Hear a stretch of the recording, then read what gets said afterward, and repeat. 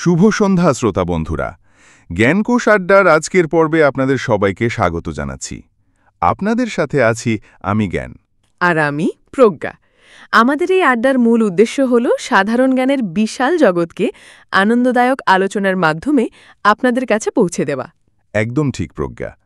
আর আজ আমরা বিশেষভাবে আলোচনা করব বাংলাদেশ বিষয়াবলী নিয়ে। আমরা একটি র্যাপিড ফায়ার প্রশ্নোত্তর পর্ব সাজিয়েছি, যা বিভিন্ন প্রতিযোগিতামূলক পরীক্ষার প্রস্তুতিতে দারুণভাবে সাহায্য করবে। তাহলে আর দেরি কেন জ্ঞান, শুরু করা যাক আজকের জ্ঞানের লড়াই। নিশ্চয়ই। প্রজ্ঞা, তোমার জন্য প্রথম প্রশ্ন। প্রস্তুত? আমি সম্পূর্ণ প্রস্তুত। প্রশ্ন ১।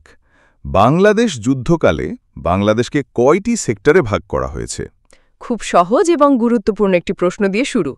উত্তর হল 11টি। সঠিক উত্তর। আচ্ছা, প্রশ্ন ২। বাংলাদেশের প্রথম মহাকাশচারী হবার জন্য নির্বাচিত তরুণীর সংখ্যা কত? এই প্রশ্নের উত্তরে একটি অদ্ভুত তথ্য দেওয়া আছে, ৩,২০০ কিলোমিটার। যদিও প্রশ্নটির সাথে উত্তরের মিল নেই, তবে প্রদত্ত তথ্যটি এটাই। হতে পারে এটি বাংলাদেশের মোট স্থলভাগের দৈর্ঘ্য বোঝাতে চাওয়া হয়েছিল। দারুণ পয়েন্ট। শ্রোতারা, আপনারা কিছু তথ্যের অসামঞ্জস্য পেলে বুঝে নেবেন আমরা মূল উৎসকে অনুসরণ করছি। আচ্ছা প্রজ্ঞা, প্রশ্ন ৩। ২০০০ সাল নাগাদ ঢাকা শহরের জনসংখ্যা কত হবে বলে রিপোর্টে বেরিয়েছিল? রিপোর্টে বলা হয়েছিল ৯০ লক্ষের বেশি। দারুণ। প্রশ্ন ৪। বাংলাদেশে বর্তমানে মাথাপিছু বৈদেশিক ঋণের পরিমাণ কত? এর উত্তর হল $২৪.৫০। ঠিক। প্রশ্ন ৫। বাংলাদেশের জিডিপিতে কৃষিখাতের অবদান কত? ১৪.৭৯%। চমৎকার, খুব দ্রুত এগিয়ে যাচ্ছি আমরা। প্রশ্ন ৬।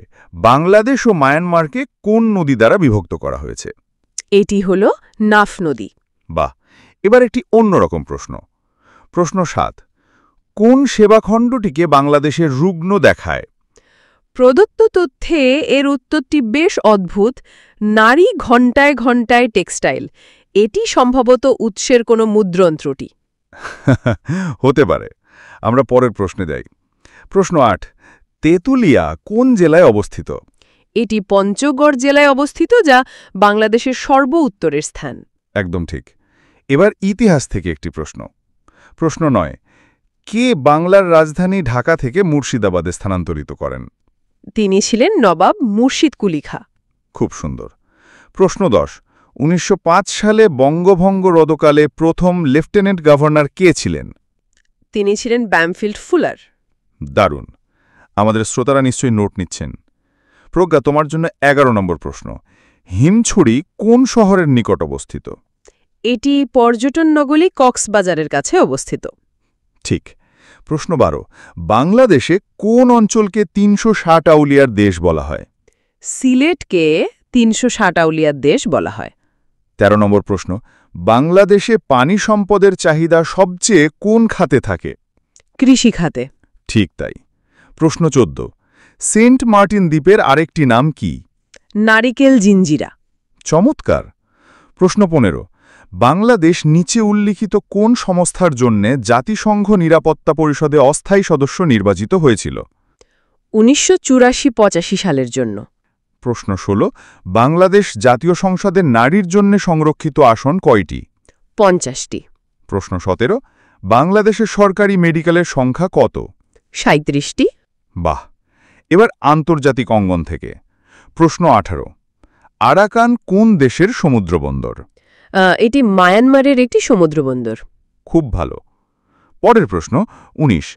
দ্য ওয়ার্ল্ড ইকোনমিক ফোরাম কর্তৃক নির্বাচিত ইন্টারন্যাশনাল কম্পিটিটিভনেস র্যাঙ্কিংয়ে ১৯৯৬ সালে কোন দেশ সর্বোচ্চ স্থান অধিকার করেছে? সিঙ্গাপুর। প্রশ্ন ২০। সম্প্রতি বিশ্বের সবচেয়ে বেশি জনসংখ্যা বৃদ্ধির হার কোন দেশে বিরাজমান? ওমান। প্রশ্ন ২১। নিচের কোন আন্তর্জাতিক সংস্থার সদর দপ্তর বাংলাদেশে অবস্থিত? IJO অর্থাৎ ইন্টারন্যাশনাল জুট অর্গানাইজেশনের সদর দপ্তর ঢাকায় অবস্থিত। প্রশ্ন ২২। ওভাল ভিউটি কোথায় অবস্থিত? এটি নিউ ইয়র্কে অবস্থিত। প্রশ্ন ২৩। ইসলামী উন্নয়ন ব্যাংকে দেওয়া বাংলাদেশের চাঁদার হার কত? 10.0 মিলিয়ন ইসলামিক দিনার।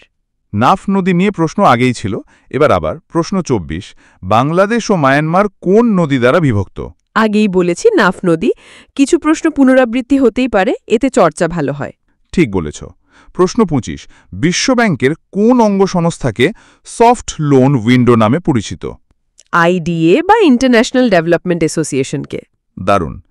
এবার ভূগোল থেকে প্রশ্ন ২৬, আফ্রিকা মহাদেশের হর্নস অব আফ্রিকাতে কোন দেশটি অবস্থিত? ইথিওপিয়া। ক্রীড়া জগৎ থেকে প্রশ্ন ২৭, ১৯৯৫ সালের অলিম্পিক গেমসে কোথায় অনুষ্ঠিত হবে? আটলান্টা। প্রশ্ন ২৮, ১৯৯২ সালে উইম্বলডন টেনিস প্রতিযোগিতায় মেন্স সিঙ্গলসের কে চ্যাম্পিয়ন হন? Andre Agassi. খুব ভালো। প্রশ্ন ২৯, ১৯৯৫ সালে ফিলিস্তিনের স্বায়ত্তশাসিত অঞ্চলের নির্বাচনে নিচের কোন দল বিজয়ী হয়েছিল? ফিলিস্তিন। প্রশ্ন ৩০, ধানী সন্দেশ অন্তর্ভুক্ত বিচিত্র বৈশিষ্ট্যের অনুষ্ঠানে কত দেশের প্রতিনিধি অংশগ্রহণ করেছিল? ১৭৮টি দেশের। প্রশ্ন ৩১, ক্লাব অব ভিয়েনা কি? এটি একটি বিশ্ব উন্নয়ন সংক্রান্ত গবেষণা প্রতিষ্ঠান। ঠিক। প্রশ্ন ৩২, জাতিসংঘে আদিবাসী বর্ষ হিসেবে কোন সালকে ঘোষণা করেছে? ১৯৯৩ সাল। প্রশ্ন ৩৩, ১৯৯৩ সালে জাতিসংঘের তত্ত্বাবধানে কম্বোডিয়ায় অনুষ্ঠিত নির্বাচনে কোন দল জয়ী হয়েছিল? ফুনসিনপেক। প্রশ্ন ৩৪, কোন দেশ গ্রুপ অফ 7 এর সদস্য নয়? সুইডেন। প্রশ্ন ৩৫, বিশ্বের কোন শহর নিষিদ্ধ শহর নামে পরিচিত? তিব্বতের রাজধানী লাসা। একদম ঠিক। প্রশ্ন ৩৬, লিগ অফ আরব স্টেটসের বর্তমান সদর দপ্তর কোথায় অবস্থিত? কায়রো, মিশর। প্রশ্ন ৩৭, দ্য ইউনাইটেড নেশনস ইউনিভার্সিটি কোন শহরে অবস্থিত? জাপানের টোকিওতে। প্রশ্ন ৩৮, ইসরায়েল কোন তারিখে পারমাণবিক নীতিতে দলিল স্বাক্ষর করে? ১৫ সেপ্টেম্বর ১৯৯৩। আরেকটি পুনরাবৃত্তিমূলক প্রশ্ন। প্রশ্ন ৩৯, বাংলাদেশ জাতিসংঘের নিরাপত্তা পরিষদে অস্থায়ী সদস্য নির্বাচিত হয়েছিল কোন সময়ের জন্য? ১৯৭৯-৮০ সালের জন্য। এর আগে আমরা আরেকটি মেয়াদের কথা জেনেছিলাম। ঠিক। প্রশ্ন ৪০, দহগ্রাম ছিটমহল কোন জেলায় অবস্থিত? লালমনিরহাট। প্রশ্ন ৪১, হাড়িয়াভাঙা নদীর মোহনায় কোন দ্বীপ অবস্থিত? হাড়িয়াভাঙা নদীর মোহনায় দক্ষিণ তালপট্টি দ্বীপ অবস্থিত। প্রশ্ন ৪২, বীরশ্রেষ্ঠ হামিদুর রহমানের পদবি কি ছিল?